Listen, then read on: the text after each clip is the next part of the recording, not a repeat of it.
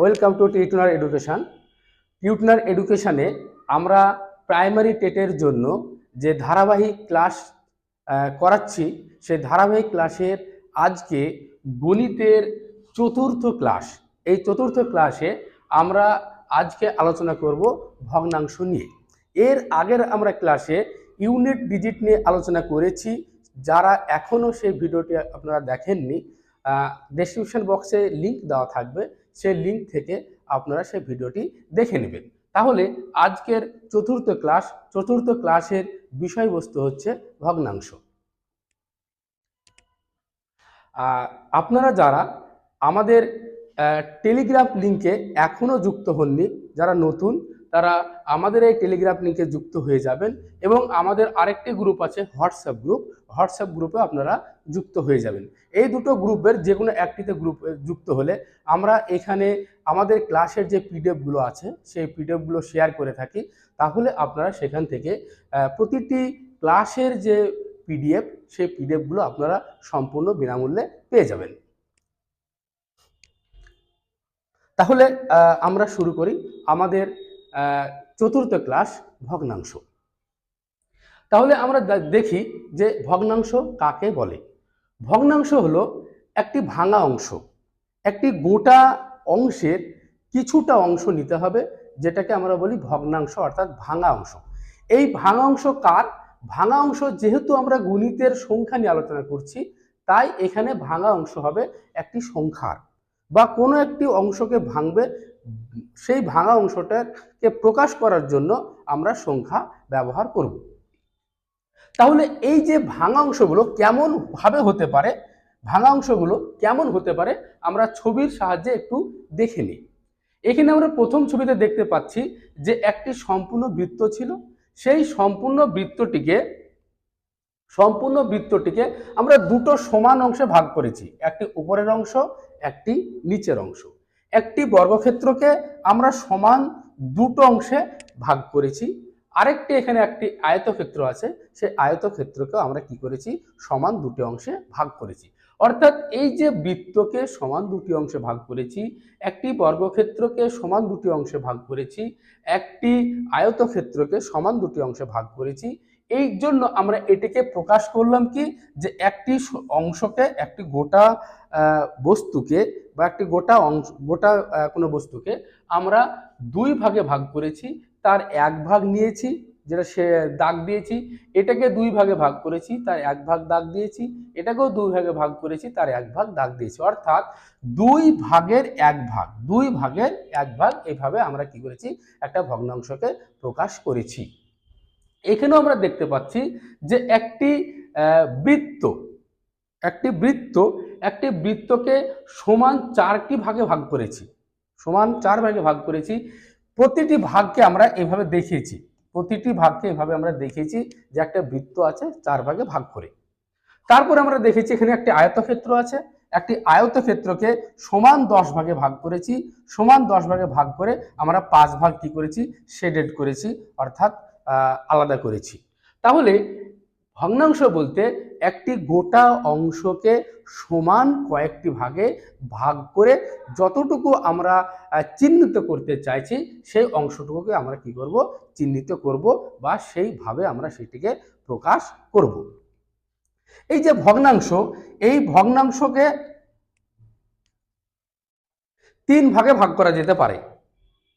ভগ্নাংশকে তিন ভাগে রিপ্রেজেন্ট করা যেতে পারে, তিন ভাবে দেখানো যেতে পারে। একটি হচ্ছে সামান্য ভগ্নাংশ, আরেকটি হচ্ছে জটিল ভগ্নাংশ, আর আরেকটি হচ্ছে দশমিক ভগ্নাংশ। এই তিনটি ভাগে আমরা দেখাতে পারি: সামান্য ভগ্নাংশ, জটিল ভগ্নাংশ আর দশমিক ভগ্নাংশ। সামান্য ভগ্নাংশটি কোনটি? যে ভগ্নাংশকে এইভাবে লব আর হর এইভাবে প্রকাশ করা যাবে। উপরে যে সংখ্যাটি থাকবে সেটি লব হবে, এবং নিচের যে সংখ্যাটি থাকবে সেটিকে হর বলা হবে। লব হর আকারে প্রকাশ করা যাবে, 1 নম্বর শর্ত। আর 2 নম্বর শর্ত যেটি হবে সেটি হচ্ছে এই লব আর হর, এটি হবে পূর্ণ সংখ্যা। লব আর হর এটি হবে পূর্ণ সংখ্যা। এই উপায়ে যদি প্রকাশ করতে পারি, যে ভগ্নাংশকে, সেই ভগ্নাংশকে আমরা বলবো সামান্য ভগ্নাংশ। উদাহরণ দিই, উদাহরণ এরকম যে 1/2 বা 2 ভাগের 1 ভাগ, 1/2 বলা যেতে পারে, 2 ভাগের 1 ভাগও বলা যেতে পারে, বা এরকম 4/7, 2 পূর্ণ 1/3, 8/5। এই যে ভগ্নাংশের যে প্রকাশ, এটাকে বলা হয় সামান্য ভগ্নাংশ। অর্থাৎ সামান্য ভগ্নাংশের জন্য লব বাই হর 1 নম্বর, 2 নম্বর হচ্ছে পূর্ণ সংখ্যা হতে হবে, লব এবং হর দুটোতে পূর্ণ সংখ্যা হতে হবে। এবং তার উদাহরণ হচ্ছে এরকম, উপরে ছোট হতে পারে সেটাকে একরকম বলবো, নিচে ছোট হলে অন্যরকম বলবো, এবং এইভাবে যদি প্রকাশ করা থাকে সেটিকে আমরা আলাদা নামে ডাকবো, যেটি আমরা পরে আলোচনা করছি। তাহলে এটি হলো সামান্য ভগ্নাংশ। এবার জটিল ভগ্নাংশ কি? জটিল ভগ্নাংশের ক্ষেত্রে এই যে লব আর হর এটি কিন্তু পূর্ণ সংখ্যা হয় না, এটি কিন্তু পূর্ণ সংখ্যা হয় না। এইখানে কেমন ভাবে প্রকাশ করা থাকে? এখানে যেটা প্রকাশ করা থাকে যে পূর্ণ সংখ্যা বাদ দিয়ে এরকম 1.5/3, 1.5/3, 1.5 কিন্তু পূর্ণ সংখ্যা নয়, এটি একটি দশমিক সংখ্যা। তাহলে এটিকে কিন্তু আমরা কি বলবো? জটিল সংখ্যা, জটিল ভগ্নাংশের জটিল প্রকাশ।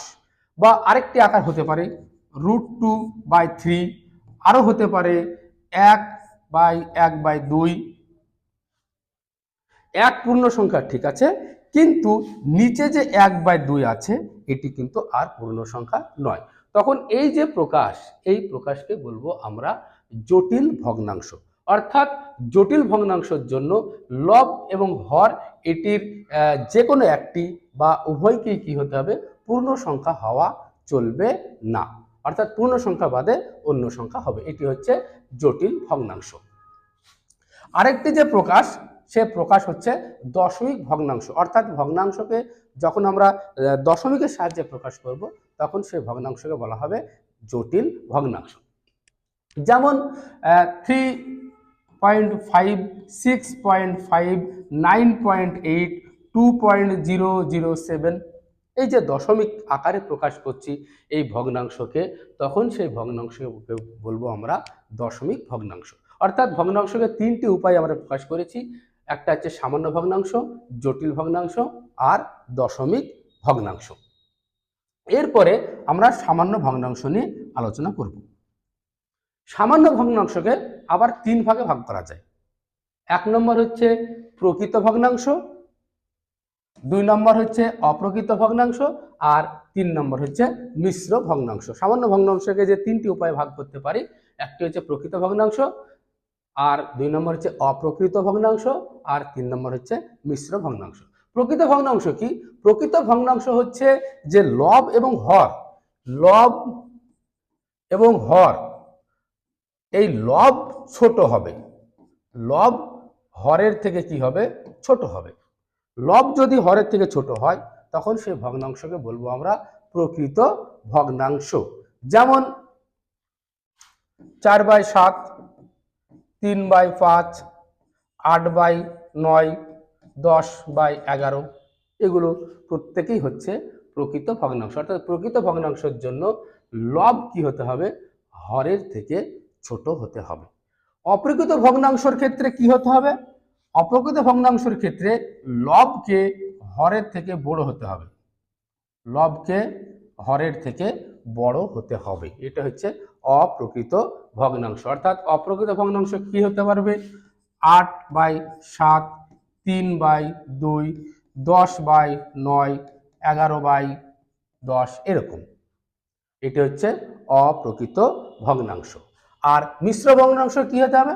মিশ্র ভগ্নাংশ একটি পূর্ণ সংখ্যা থাকতে হবে, অর্থাৎ এই আকারে হতে হবে 2 পূর্ণ 3/5, অর্থাৎ একটি পূর্ণ পার্ট থাকতে হবে, অর্থাৎ একটি পূর্ণ সংখ্যার অংশ থাকতে হবে, আর একটি লব আর আরেকটি হর। এইভাবে যে ভগ্নাংশের প্রকাশ, সেই ভগ্নাংশ হতে হবে মিশ্র ভগ্নাংশ। এবার এই অপ্রকৃত ভগ্নাংশকে মিশ্র ভগ্নাংশে আর মিশ্র ভগ্নাংশকে অপ্রকৃত ভগ্নাংশে প্রকাশ করা যায়। কিভাবে যায়?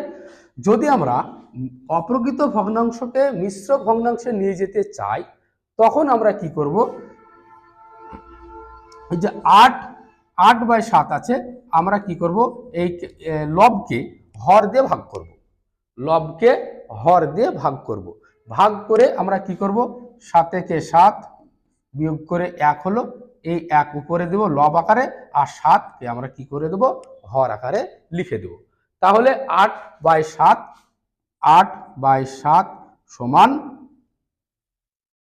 1/1/7।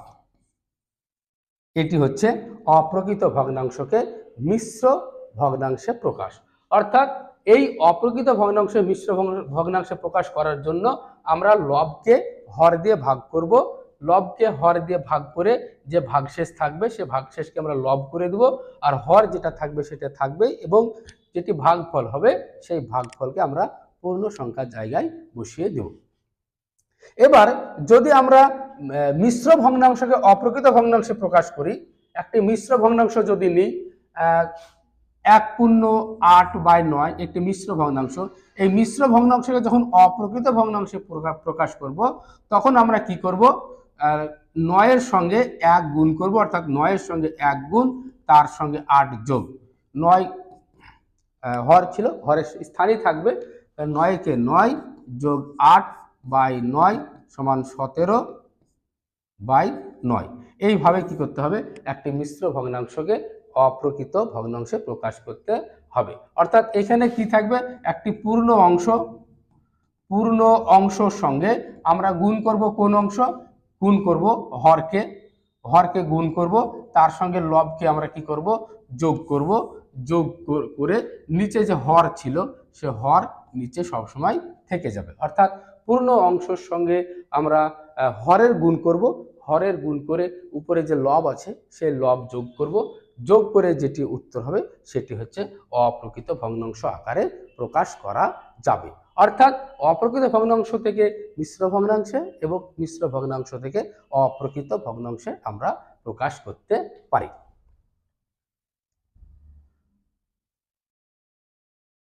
এবার আমরা দেখব দশমিক ভগ্নাংশের ভাগ। দশমিক ভগ্নাংশকে আমরা দুটো ভাগে ভাগ করতে পারি, একটি হচ্ছে সসীম দশমিক ভগ্নাংশ আর আরেকটি হচ্ছে অসীম দশমিক ভগ্নাংশ। সসীম দশমিক ভগ্নাংশ কি, যে দশমিকের পরে যদি যে সংখ্যাগুলো আছে সেই সংখ্যাগুলো যদি সসীম সংখ্যক হয় তখন সেইটাকে বলবো আমরা সসীম দশমিক ভগ্নাংশ, এবং দশমিকের পরে যদি অসীম সংখ্যক সংখ্যা থাকে তখন আমরা সেই সংখ্যাগুলোকে সেই দশমিক ভগ্নাংশকে বলবো অসীম দশমিক ভগ্নাংশ। যেমন 3.25836 এই যে দশমিকের পরে 1 2 3 4 5 6 অর্থাৎ 6টি সংখ্যা আছে বা সসীম সংখ্যক সংখ্যা আছে, তখন সেই দশমিক ভগ্নাংশকে আমরা বলবো সসীম দশমিক ভগ্নাংশ। আর দশমিকের পরে যদি অসীম সংখ্যক পদ থাকে 3.1213141516 বা 17 ... করে রিপ্রেজেন্ট করা হয়েছে, উপস্থাপন করা হয়েছে, তখন সেই দশমিক ভগ্নাংশকে বলবো আমরা অসীম দশমিক ভগ্নাংশ। তাহলে সসীম দশমিক ভগ্নাংশের জন্য দশমিকের পরে সসীম সংখ্যক পদ থাকতে হবে, আর অসীম দশমিকের জন্য দশমিকের পরে অসীম সংখ্যক পদ থাকতে হবে।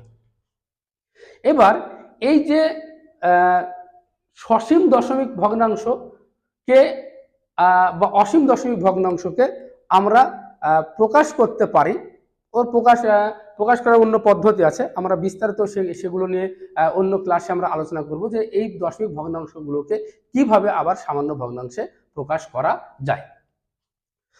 তাহলে এই যে অসীম দশমিক ভগ্নাংশকে আবার দুই ভাগে ভাগ করা যায়। একটি হচ্ছে আবৃত্ত দশমিক ভগ্নাংশ আর আরেকটি হচ্ছে অনাবৃত্ত দশমিক ভগ্নাংশ। আবৃত্ত দশমিক ভগ্নাংশ কি, এটি দুটোই কিন্তু অসীম, অর্থাৎ আবৃত্ত দশমিক ভগ্নাংশ হচ্ছে অসীম, অনাবৃত্ত দশমিক ভগ্নাংশ কিন্তু অসীম। আবৃত্ত দশমিক ভগ্নাংশ কোনগুলো, যে একটি দশমিক ভগ্নাংশ আছে অসীম, 1 এরকম করে অসীম সংখ্যক পদ আছে। আরেকটি দশমিক ভগ্নাংশ আছে এরকম 3.121212 ডট ডট করে আছে। আরেকটি ভগ্নাংশ আছে এরকম 3.1314151617 ডট ডট করে আছে। এই যে তিন রকম দশমিক ভগ্নাংশ, তিন রকমই কিন্তু অসীম দশমিক ভগ্নাংশ। অর্থাৎ 1 করে অসীম সংখ্যক পদ পর্যন্ত চলবে, 1 2 করে চলতে থাকবে, 1 2 1 3 1 4 1 5 1 6 1 7 এভাবে চলতে থাকবে। এরা প্রত্যেকেই অসীম দশমিক ভগ্নাংশ। এখানে যে একই সংখ্যা মানে একই পদ বা একই সংখ্যা যখন বারবার বারবার আসে তখন সেই দশমিক ভগ্নাংশকে বলা হয় আবৃত্ত দশমিক ভগ্নাংশ। অর্থাৎ আমরা এটিকে কি করতে পারি, 3.1 পৌনঃপুনিক, 1 উপর একটি পৌনঃপুনিক দিলাম, কারণ এক এই যে সংখ্যাটি বারবার ঘুরে ঘুরে আসছে, তাই আমরা এইভাবে লিখে দিলাম যে এই যে প্রকাশ, এই যে ভগ্নাংশ অসীম দশমিক ভগ্নাংশ, এই অসীম দশমিক ভগ্নাংশকে বলা হয় আবৃত্ত দশমিক ভগ্নাংশ। এখানে যেটি আছে 3 1 2 বারবার ঘুরে ঘুরে আসছে, 1 2 বারবার ঘুরে ঘুরে আসছে, তাই 1 2 এর উপরে আমরা কি করে দিয়েছি, একটি পৌনঃপুনিক দিয়ে দিয়েছি। 1 এর উপর একটি দিয়েছি, 2 এর উপর একটি পৌনঃপুনিক দিয়েছি। ফলে এই যে 1 2 1 2 বারবার ঘুরে ঘুরে আসছে, তাই এই দশমিক ভগ্নাংশকে আমরা কি বলবো, আবৃত্ত দশমিক ভগ্নাংশ। 3 নম্বরে দেখতে পাচ্ছি যে 1 2 1 3 1 4 1 5 1 6 1 7 এইভাবে, অর্থাৎ কোনো সংখ্যা বারবার ঘুরে ঘুরে আসছে না, এবং এটি যদি আমরা অসীম সংখ্যক বার নিয়ে যাই, অসীম সংখ্যক বার চালাই, তাহলে কিন্তু এ কোনো অবস্থাতেই বারবার ঘুরে ঘুরে আসবে না। এই যে দশমিক ভগ্নাংশ অসীম, এই অসীম দশমিক ভগ্নাংশকে বলা হয় অনাবৃত্ত দশমিক ভগ্নাংশ, অর্থাৎ অনাবৃত্ত অসীম দশমিক ভগ্নাংশ। এই অনাবৃত্ত অসীম দশমিক ভগ্নাংশকে আমরা এইভাবে পৌনঃপুনিকের আকারে প্রকাশ করতে পারি না। এখানে এই যে আবৃত্ত দশমিক ভগ্নাংশ আর অনাবৃত্ত দশমিক ভগ্নাংশ, এই আবৃত্ত যে দশমিক অসীম দশমিক ভগ্নাংশকে একে লব বাই হর আকারে প্রকাশ করা যায়, লব বাই হর আকারে প্রকাশ করা যায়, অর্থাৎ সামান্য ভগ্নাংশ আকারে আমরা এটিকে প্রকাশ করতে পারি। সামান্য ভগ্নাংশ অর্থাৎ কখনো প্রকৃত হতে পারে, কখনো অপ্রকৃত হতে পারে, কখনো মিশ্র হতে পারে। অর্থাৎ এই যে আবৃত্ত দশমিক ভগ্নাংশকে আমরা প্রকাশ করতে পারি কিভাবে, সামান্য ভগ্নাংশ আকারে প্রকাশ করতে পারি, অর্থাৎ লব বাই হর আকারে আমরা এই ভগ্নাংশ প্রকাশ করতে পারি। কিন্তু এই যে অনাবৃত্ত দশমিক ভগ্নাংশ, অর্থাৎ একই সংখ্যা বারবার আসেনি, রিপিট করেনি, এই সংখ্যাকে আমরা এই রকম লব বাই হর আকারে, অর্থাৎ লব বাই অর্থাৎ সামান্য ভগ্নাংশ আকারে প্রকাশ করতে পারি না, সামান্য ভগ্নাংশ আকারে প্রকাশ করতে পারি না। এবার সামান্য ভগ্নাংশ আকারে যেহেতু এটাকে প্রকাশ করতে পারছি না, ফলে এই যে অসীম অসীম অনাবৃত্ত দশমিক ভগ্নাংশ, এটা সব সময় অমূলদ হয়, সব সময় অমূলদ হয়। আর এই যে আবৃত্ত দশমিক ভগ্নাংশ, এটি সব সময় মূলদ হয়, সব সময় মূলদ হয়। এবার এই আবৃত্ত দশমিক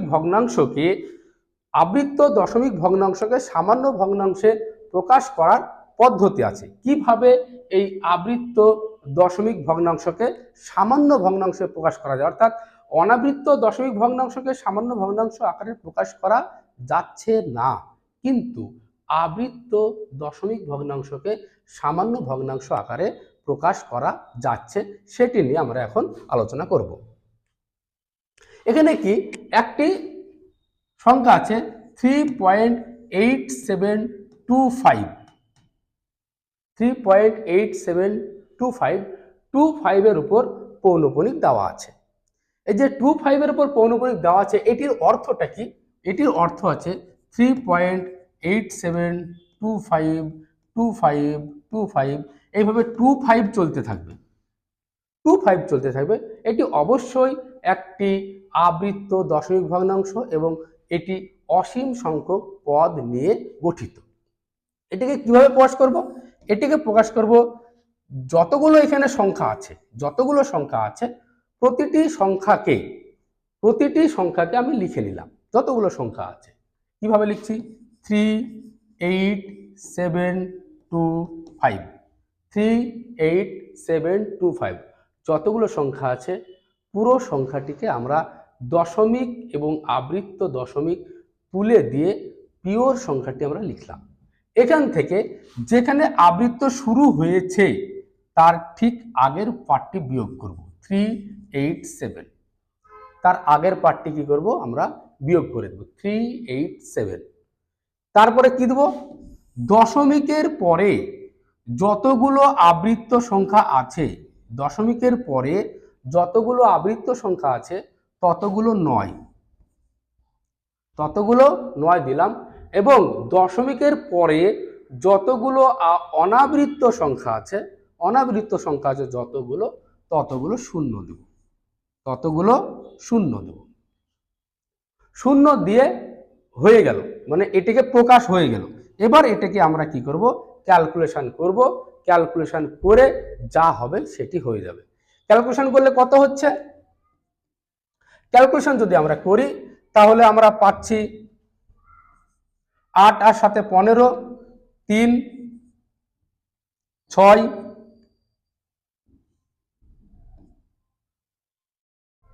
3 3 8। আচ্ছা 9 9 0 0।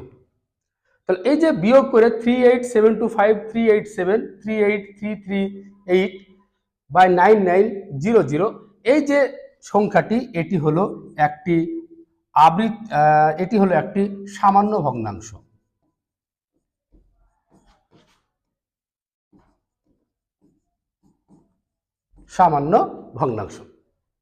তাহলে একটি আবৃত্ত দশমিক ভগ্নাংশকে আমরা সামান্য ভগ্নাংশে পরিণত করতে পেরেছি এবং আমরা দেখছি এটি একটি মূলদ সংখ্যা।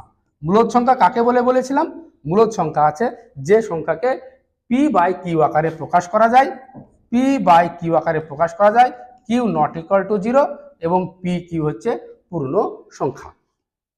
তাহলে যেটা প্রকাশ করতে পারলাম এটি হচ্ছে একটি আবৃত্ত দশমিক ভগ্নাংশকে আমরা একটি সামান্য ভগ্নাংশে প্রকাশ করে দিলাম। তাহলে আমরা পুরো যে ক্লাসটি করলাম সে পুরো ক্লাসটিকে আমরা একটু সামারাইজ করে দিচ্ছি যে ভগ্নাংশকে আমরা দুই ভাগে ভাগ করছি। একটি হচ্ছে সামান্য ভগ্নাংশ, আরেকটি হচ্ছে দশমিক ভগ্নাংশ। সামান্য ভগ্নাংশকে 3 ভাগে ভাগ করা হয়েছে: প্রকৃত ভগ্নাংশ, অপ্রকৃত ভগ্নাংশ, মিশ্র ভগ্নাংশ। দশমিক ভগ্নাংশকে 2 ভাগে ভাগ করেছে: সসীম দশমিক ভগ্নাংশ, অসীম দশমিক ভগ্নাংশ। এর আরেকটি ভাগ আছে সেটি হচ্ছে জটিল ভগ্নাংশ। বলতে ভুলে গিয়েছিলাম, জটিল ভগ্নাংশ। তাহলে 3 ভাগে ভাগ করেছি: একটি সামান্য ভগ্নাংশ, জটিল ভগ্নাংশ, দশমিক ভগ্নাংশ। সামান্য ভগ্নাংশকে আমরা 3 ভাগে ভাগ করেছি: প্রকৃত ভগ্নাংশ, অপ্রকৃত ভগ্নাংশ, মিশ্র ভগ্নাংশ। দশমিক ভগ্নাংশকে আমরা 2 ভাগে ভাগ করেছি: একটি হচ্ছে সসীম দশমিক ভগ্নাংশ, আরেকটি হচ্ছে অসীম দশমিক ভগ্নাংশ। অসীম দশমিক ভগ্নাংশকে আমরা 2 ভাগে ভাগ করেছি: আবৃত্ত দশমিক ভগ্নাংশ আর অনাবৃত্ত দশমিক ভগ্নাংশ। আমরা পরের ক্লাসে ভগ্নাংশের যোগ, ভগ্নাংশের বিয়োগ, ভগ্নাংশের ছোট বড়, বৃহত্তম ক্ষুদ্রতম এই বিষয়গুলো নিয়ে আলোচনা করব এবং ভগ্নাংশের যে ধরনের প্রবলেমগুলো বিগত প্রাইমারি টেট পরীক্ষাতে এসেছে সেগুলো নিয়েও আমরা বিস্তারিত আলোচনা করে দিব। আজ তাহলে এই পর্যন্তই। আপনারা যারা আমাদের এই ক্লাসের পিডিএফগুলো পেতে চান তারা আমাদের টেলিগ্রাম চ্যানেল টিউটনারে এবং আমাদের হোয়াটসঅ্যাপে যুক্ত হয়ে যাবেন। আমাদের এই ক্লাসের পিডিএফগুলো আপনারা সেখানে পেয়ে যাবেন। আপনাদের সকলকে ধন্যবাদ আমাদের এই ভিডিওটি দেখার জন্য।